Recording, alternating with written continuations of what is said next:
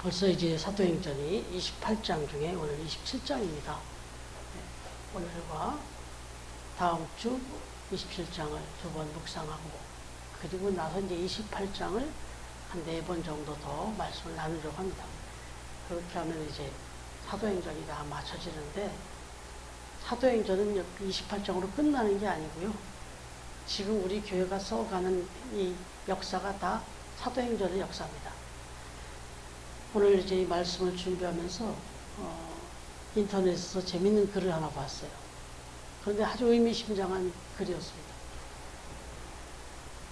믿음이 좋은 아내라는 타이틀이었어요. 남편에 대해서 아주 절대적으로 그런 신뢰를 가지고 있는 그런 아내였습니다. 남편 말이라면 뭐 정말 절대적으로 믿고 항상 그렇게 신뢰하는 그런 아내였는데, 이 아내가 하루는 잠을 자다가 막 신음을 소리를 내면서 힘들게 괴롭게 하다가 탁 깬 거예요. 남편도 깜짝 놀랐죠. 근데 물어보니까 왜 그랬느냐 그랬더니 가위를 눌렸다는 거예요. 가위가 눌려가지고 그래서 막 너무너무 힘들게 하다가 깼다는 거예요. 그랬더니 그 남편이 손을 딱 잡아주더니 주먹을 꼭 쥐고, 그리고 가슴에 딱 손을 얹고, 그리고 잠이 달아가네. 그럼 편하게 잘 수 있을 거다, 이렇게 얘기해 줬대요. 그래서 그 얘기를 듣고 이 부인이 알았어 자기야, 그러고는 주먹을 꼭 쥐고, 그리고 가슴에 살짝 얹어놓고, 그리고 잠을 든 거예요. 진짜 아닌 게 아니라 금방 잠이 들고 아주 편하게 아침까지 단잠을 잤다는 거예요. 그 잠을 깨고 나서 그 밤에 있었던 일이 생각나서 남편한테 물었다는 거죠. 자기야, 그런데 자기는 어떻게 가위가 눌릴 때 이렇게 주먹을 콕 쥐고 이렇게 자면 그렇게 잠을 잘 잘 수 있다는 걸 어디서 배웠어? 그랬다는 거예요. 그랬더니 아니 뭐 배우긴 어디서 배워? 가위바위보도 몰라? 가위에 눌렸으니까 주먹을 치면 이잖아. 그랬다는 거예요. 이 부인이 너무 허탈하기도 한데 어쩐지 잘 잤잖아요. 그럼 이 얘기가 그 글에 올라왔는데, 결론은 믿음이 얼마나 중요하냐는 걸 얘기해 주는 거예요. 여러분, 우리가 인생을 살아가면서 절대 하나님에 대한 믿음은 뭐 더 말할 것도 없지만, 우리 인생 가운데서 우리가 믿음이 없이 살면요 정말 불안할 수밖에 없습니다. 여러분 한번 생각해 보세요. 먹는 음식을 제대로 먹을 수가 있습니까? 버스를 한번 제대로 탈 수 있겠습니까? 지하철을 타겠습니까? 거기다 더더욱이나 비행기는 어떻게 타죠? 믿음이 없으면. 기장을 봤습니까? 이 기관사를 봤습니까? 버스 운전기사를 봤습니다. 택시를 탔는데 이 택시 기사가 도대체 어떤 운전자인지를 내가 어떻게 알아요? 음식을 먹는데 도대체 지금 사다가 먹는 이 음식이 이게 뭘로 만들었는지, 어떻게 만들었는지는 뭘 또 알아요? 그야말로 우리가 그냥 믿어야 돼요. 그래야만 하루가 편안하지, 어디도 가고 뭐도 먹고 하지. 이 믿음이 없으면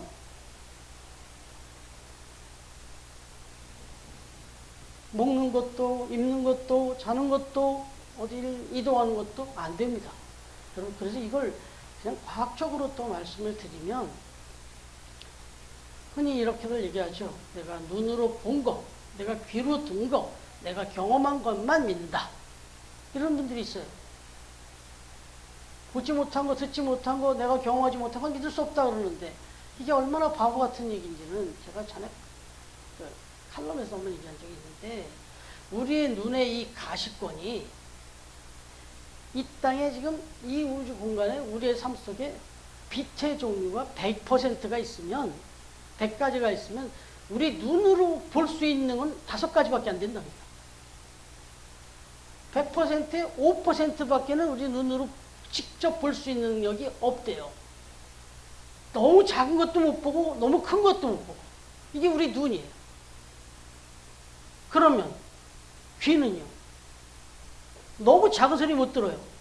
너무 큰 소리는. 지금 지구가 돌아가는 어마어마한 소리가 나는데 지금 지구가 돌 때 조용하죠 지금? 아니요. 어마어마한 소리가 나는데 우리 귀는 그걸 못 들어요. 이건 하나님이 우리를 위에서 그렇게 만들어 놓으셨어요. 만약에 우리가 그걸 다 들으면 귀가 찢어서 죽어요. 너무 작은 소리가 다 들리면요 잠 못 잡니다. 이거 뭐 누웠는데 뭐 온갖 잡소리가 다 들리면 어떻게 자요? 그래서 하나님이 그렇게 만들어 놓으셨어요. 인간은 그래서 보는 것으로 듣는 것으로 그걸 믿고 내가 경험한 거, 여러분 경험을 여러분이 하면 몇 퍼센트나 할 수 있을 것 같습니까? 이 세상 돌아간 하루에 돌아가지는 일이 100가지가 돌아가면 내가 그 100가지 돌아가는 사건, 사고, 모든 일들 속에서 내가 직접 경험할 수 있는 일은 5가지도 안 돼요. 그렇지 않습니까? 아니 요즘 TV를 한번 보세요. 채널이 100가지, 200가지가 돼요. 내가 뭔가 선택해서 딱 하나를 보는 순간 나는 200개라고 하면 199개나 못 보는 거예요. 이런 거예요. 그러니까 이런데 내가 보는 것만, 내가 듣는 것만, 내가 경험한 것만 믿겠다고 하는 이건 얼마나 바보 같은 짓이에요. 그래서 고린도후서 5장 7절에 사도 바울이 이런 말을 했어요.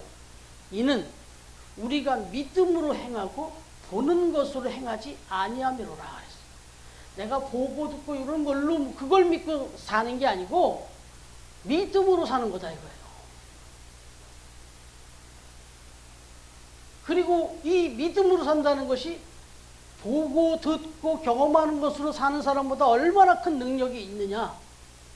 말씀드린 대로 보고 듣고 하는 것만으로 하면 100가지 중에 5가지를 갖고 산다면 믿음으로 살면 100으로 살 수 있어요. 100% 살 수 있다고. 그래서 마태복음 17장 20절에 보면 진실로 너희에게 이르노니 만일 너희에게 믿음이 겨자씨 한 알만큼만 있어도 이 산을 명하여 여기서 저기로 옮겨지리라 하면 옮겨질 것이요 또 너희가 못할 것이 없으리라.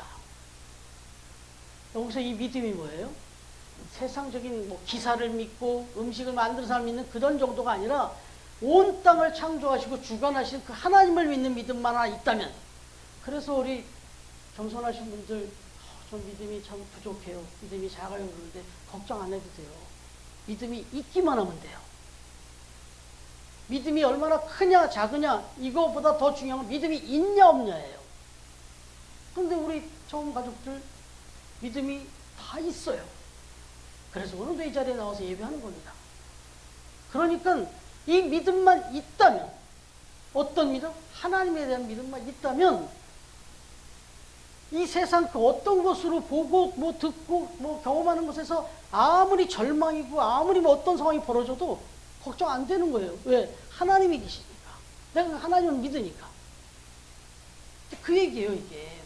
그래서 오늘 본문 우리가 계속 묵상하고 있는데 오늘 본문 속의 내용은 또 간단히 정리하면 그렇잖아요. 지금 사도 바울이 죽을 줄 알면서도 지금 예루살렘에 올라와서 재판을 받습니다. 뭐 벨릭스, 베스도, 뭐 아그리파 뭐 다 받아요.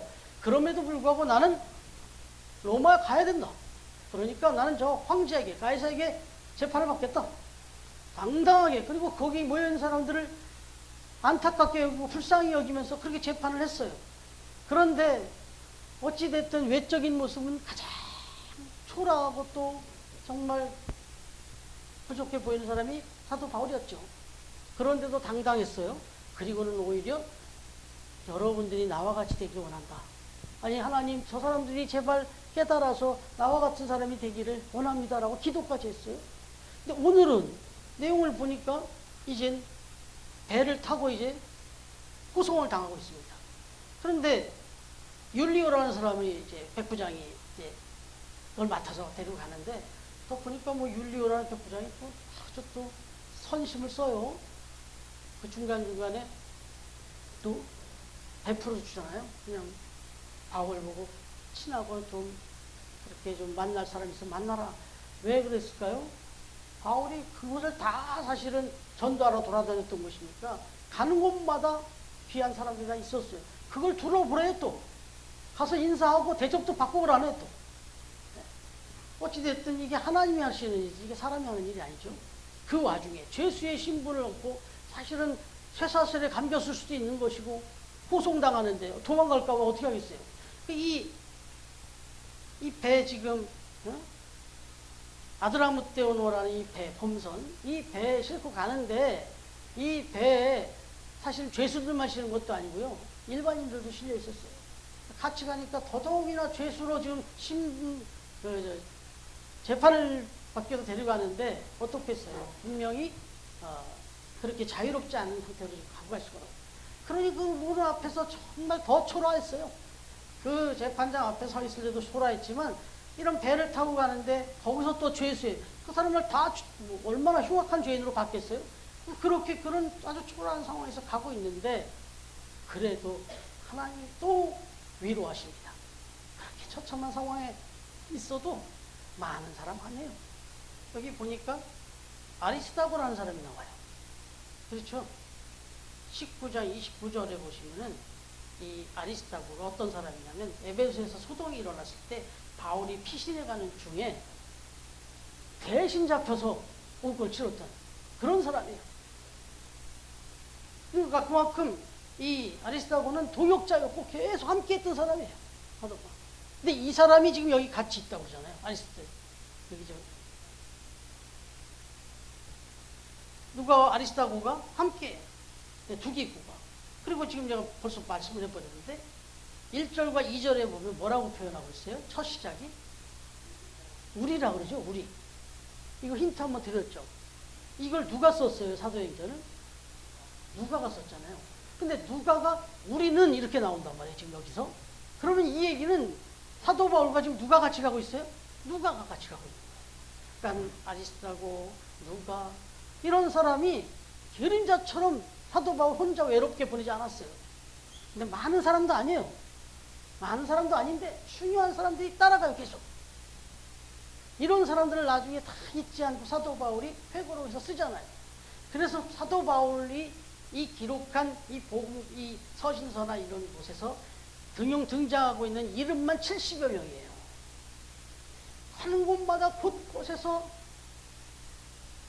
그 70명이 한꺼번에 따라다녔다는 게 아니에요. 그때마다 보면 하나님이 꼭 필요한 사람들을 붙여주셔서 위로하시고 힘을 주시고 또 약한 모습 치료도 해주시고 누가는 의사였어요. 여러분 참 이 사역자의 길이 외로워요. 부득하지만 하나님은 절대로 그 혼자 두지 않으십니다. 계속해서 사람들을 붙여서 그렇게 가게 하시잖아요. 지금 보니까. 그래가지고 지금 보니까 이렇게 어려운 상황에서 이렇게 배를 타고 가는데 그것까지도 좋았어요. 그런데 이 백부장 율리오가 바울의 말을 안 듣네.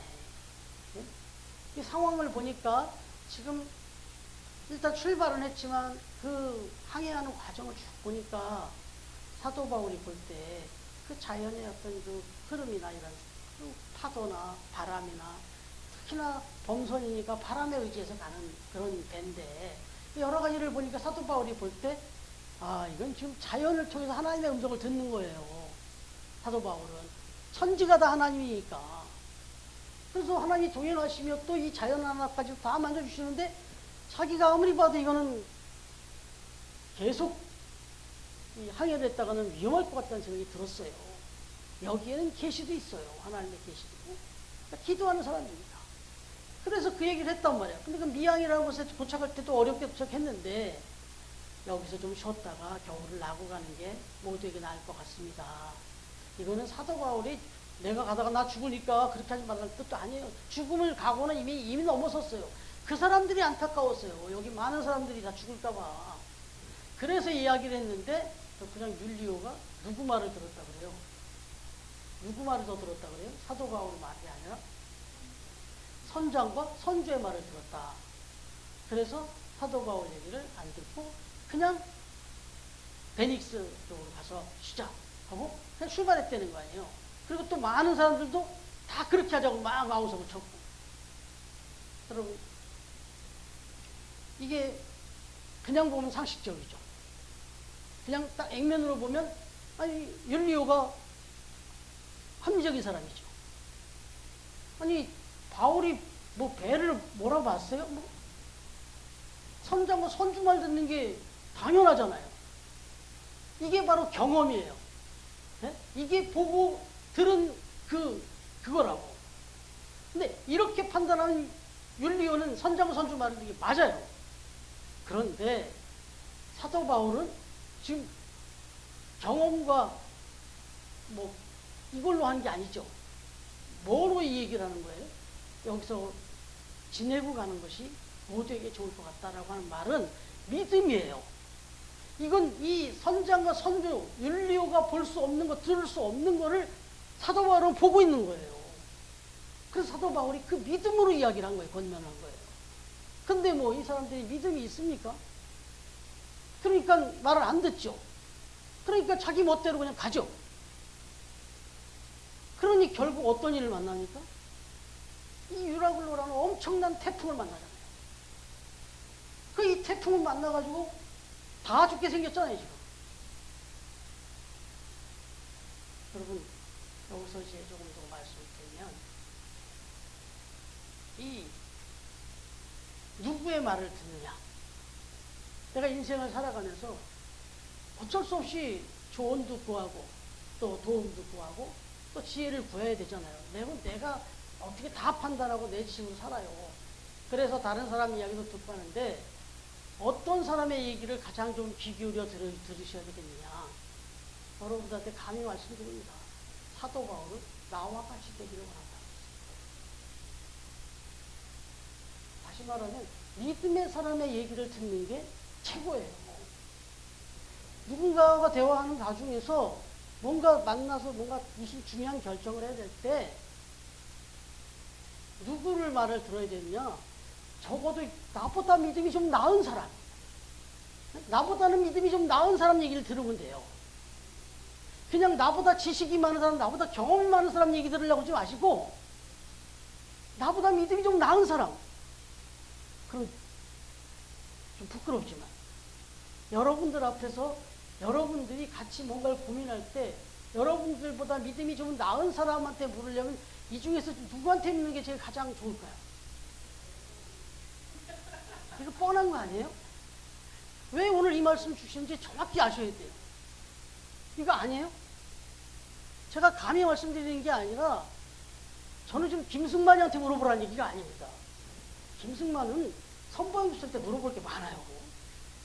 제가 선집사님하고 대화하면 선집사님한테 제가 질문이 훨씬 많아요. 선집사님이 저한테 해줄 말이 더 많고 강인규 집사님한테 제가 솔직하게 말씀드려요. 강 집사님한테 제가 질문을 얼마나 많이 하는데요. 강 집사님한테 제가 들어야 될 게 얼마나 많은데 그런데도 불구하고 여러분들 앞에 제가 여기 서서 이 말을 하는 거는 믿음을 얘기하는 겁니다. 제가 좀 부끄럽지만 조금 자신 있는 건 내가 선집사님보다 믿음이 조금 나요. 강집사님보다 내가 믿음이 조금 납니다. 뭐가 나냐면 난 이미 인생을 다 바쳐봤잖아요. 그래서 제가 이렇게 말씀을 전하고 이 믿음을 전하는 거지 제가 여기서 뭐 세상 지식 많이 얘기하면 안 돼요. 그 해봤자 저보다 더 많이 아시는데 저는 믿음을 얘기합니다. 그런데 이게 고수예요. 이 믿음을 얘기하는 게 지식 전하는 것보다 훨씬 더 큰 걸 전하는 거기 때문에. 그러니까 여러분 어떤 고민이 되고 결정이 됐을 때는요. 고민 결정이 될 때는 목사한테 물어봐 주시는 게 제일 좋고요. 그리고 물어만 봐요? 지금 물어만 물어는 받겠죠. 바울한테도. 그러니까 바울이 얘기한 거 아니에요. 그러니까 여기 좀 있었으면 좋겠다. 근데 간다잖아요. 결론이 어떻게 돼요, 결론이. 그 사도 바울이 볼 때는 그 앞에 뻔히 보이니까 그렇게 얘기를 한 건데 이렇게 됐잖아요, 상황이. 그럼 결국은 그래서 그냥 출발을 함축했어요. 그랬더니 아니나 다를까. 그냥 막 몰아치는 광풍이 그런 자기들 경험으로도 자기들의 어떤 능력으로도 해결할 수 없는 그런 일이 벌어졌어요. 다 죽게 생겼어요. 여러분 여기서 우리가 또 하나 정말 깊이 살피셔야 되는 게 있는데 18절 19절을 다시 한번 읽어보실까요? 18절 19절 시작. 아,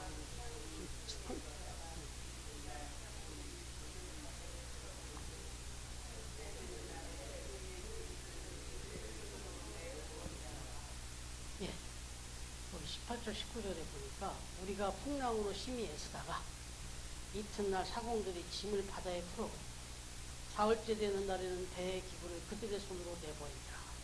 제가 목사고시 시험을 보는데 그냥 아주 성경 36권 중에서 아무 구절, 아무 절을 딱 써놔도요, 문제로 나와요. 그리고 그걸 설교 한 편을 작성하라고 해요. 이런 게 나왔는데, 이 본문이 나왔어요. 그때. 이 본문이 나왔어요. 그래서 내가 생생히 기억을 합니다. 그 자리에서 무슨 능력으로 그걸 설교를 쓰겠어요. 말씀 그냥 그대로 큐티하듯이 읽고 묵상한 대로 느낌 준 대로 썼어요. 그래서 합격을 했어요.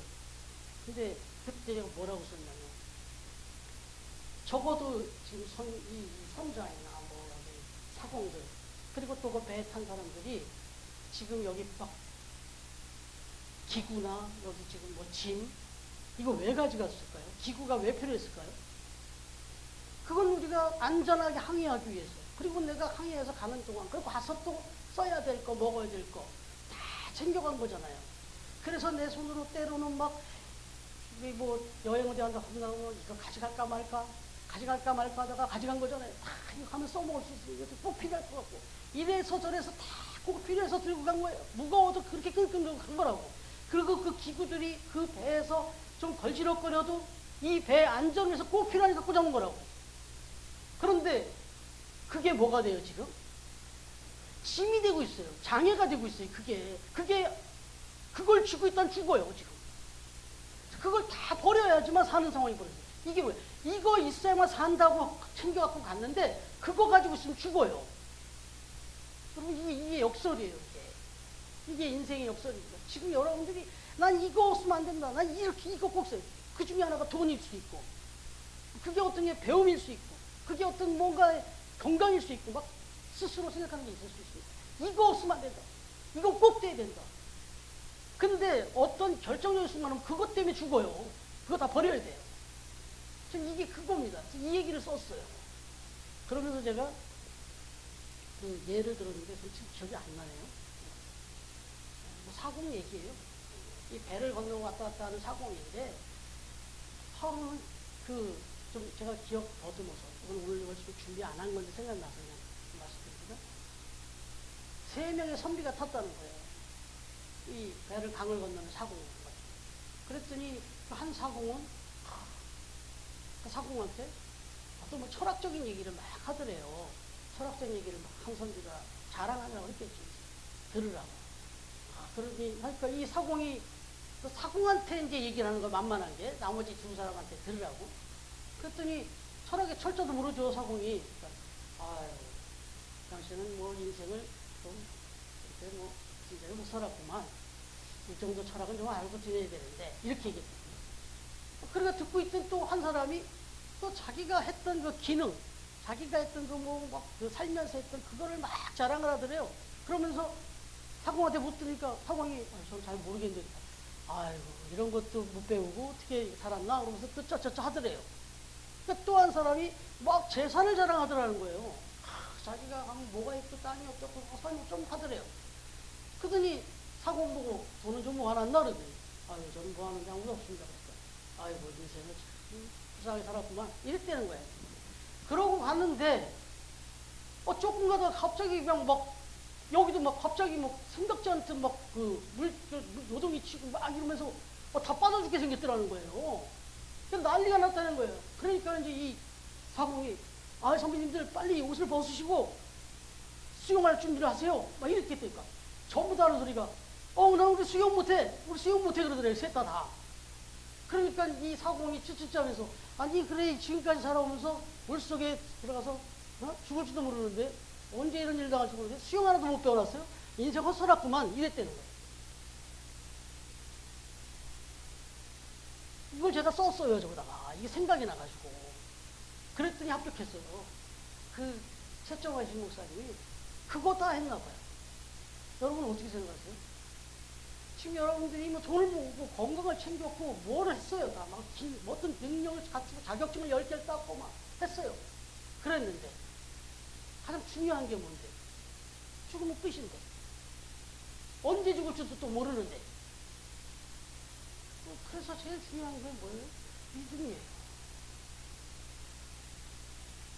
여러분 6.25 전쟁 때 메가더 장군하고 그 병사의 그 이야기가 기록된 게 있거든요. 그 인천 상륙작전 앞두고 그랬던 겁니다.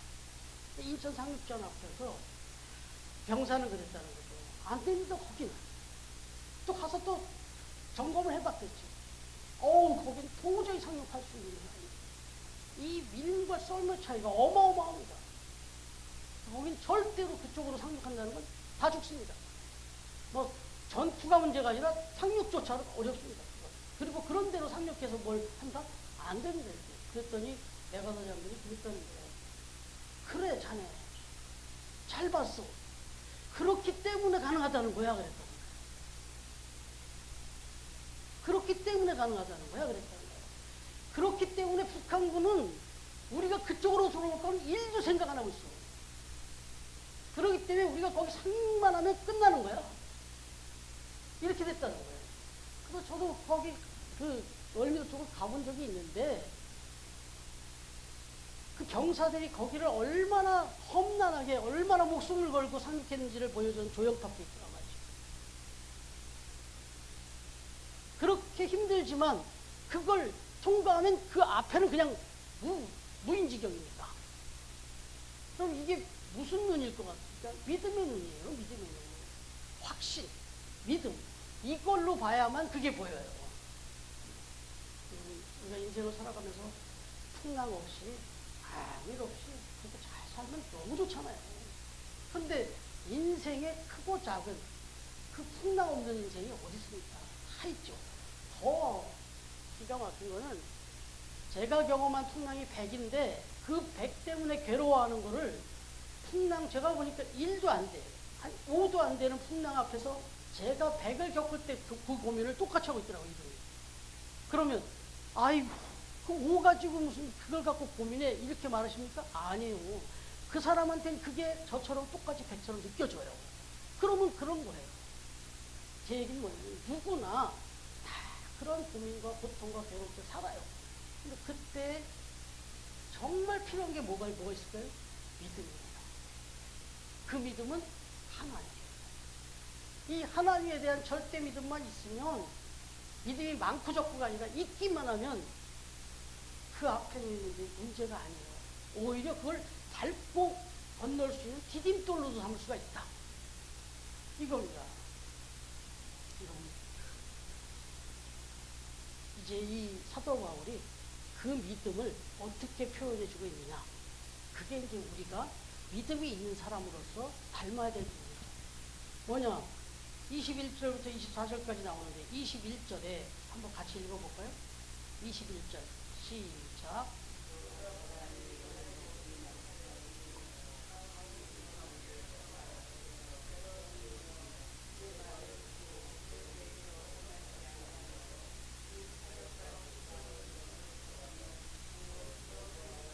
네, 계속해서 22절.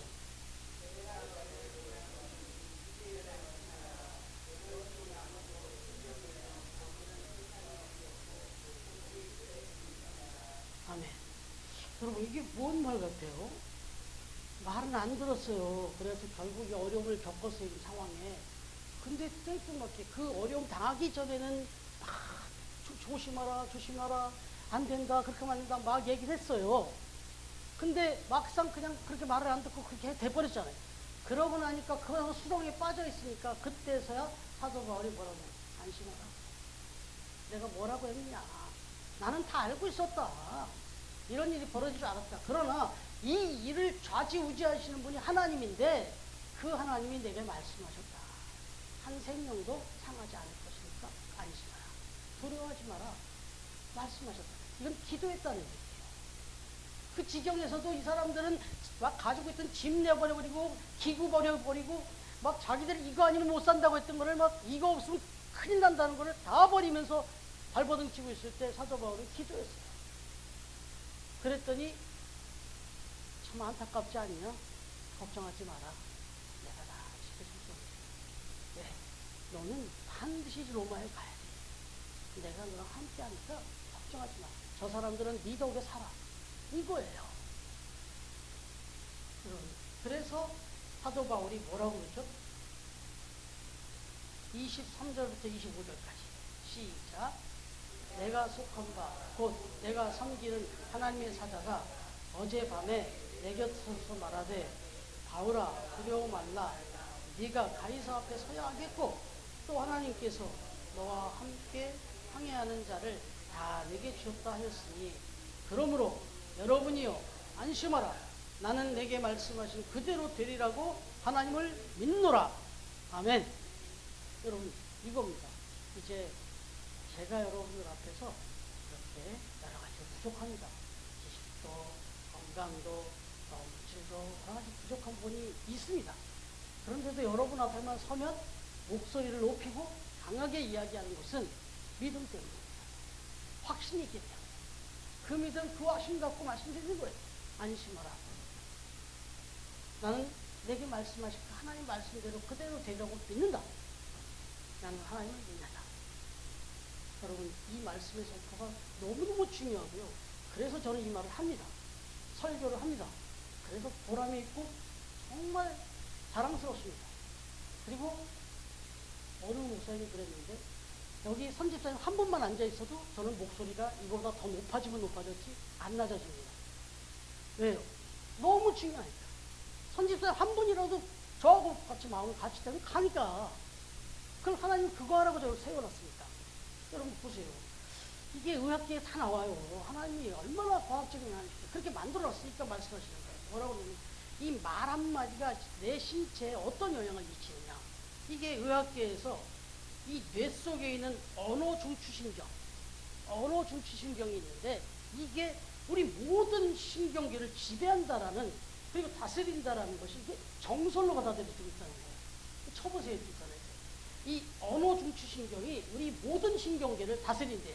무슨 얘기냐면 우리의 머릿속에 있는 이 언어중추신경에서 무슨 말을 하면 이 모든 신경계가 움직인다는 거예요. 내 몸 안에 있는 모든 그 신경계통이 같이 막 움직인다는 거예요. 그래서 지금 이게 치료법까지 나와가지고 이 말로써 육체의 변화를 일으켜서 하는 언어치료법도 나와 있어요. 지금. 네. 신경과나 뭐 또 다른 어떤 과에 가보시면 언어치료법이라는 게 있어가지고 환자에게 이런 말을 하라고 이런 말들을 하라고 그런 말을 자꾸 하다가 보면 내 몸 안에서 반응이 일어나는 거예요. 그래가지고 실제적으로 병이 회복되는 그 언어치료법이 지금 나와 있다. 여러분 그렇습니까? 왜 그렇습니까? 민수기 14장 28절 누가 한번 찾아와 주실래요? 민수기 14장 28절.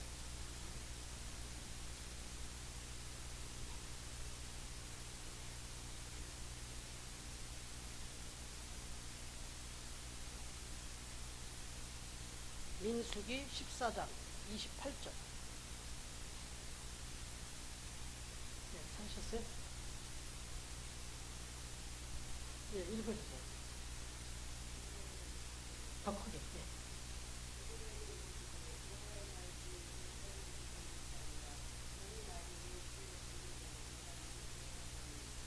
아멘.